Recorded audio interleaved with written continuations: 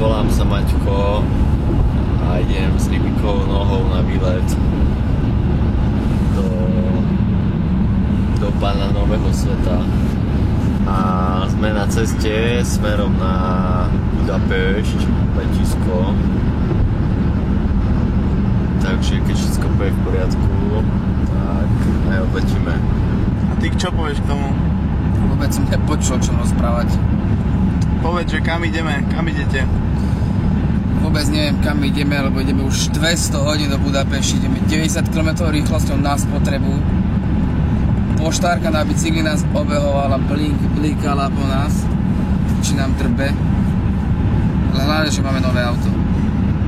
910. Ale dole kopcom. Služby počas letu pre fajčiarov. Ty chuj, pozri, aký terminál máme. Sledujem.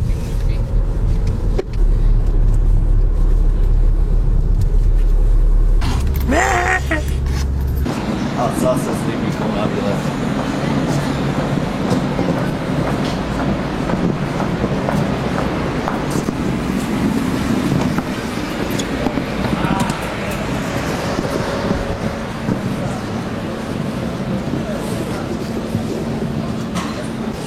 Čo, počúvaj, v taške?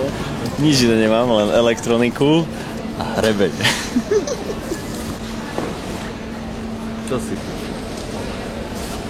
Rozprávam maďarské, keby som rozumel. Že pás máš dať. Pás? Pasport? Nie, maďarský.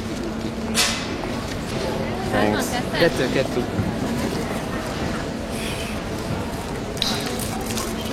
Frajerku má maďarku, tak musím rozumieť maďarsky.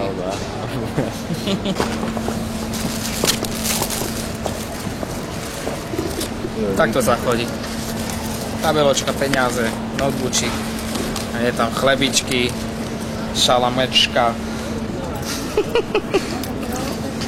Keby náhodou s nami spadlo lietadlo, tak odkazujem všetok svoj majetok, ktorý nemám Rybikovi. A ja svojej priateľke Maťkovi. Čaute. Čaute.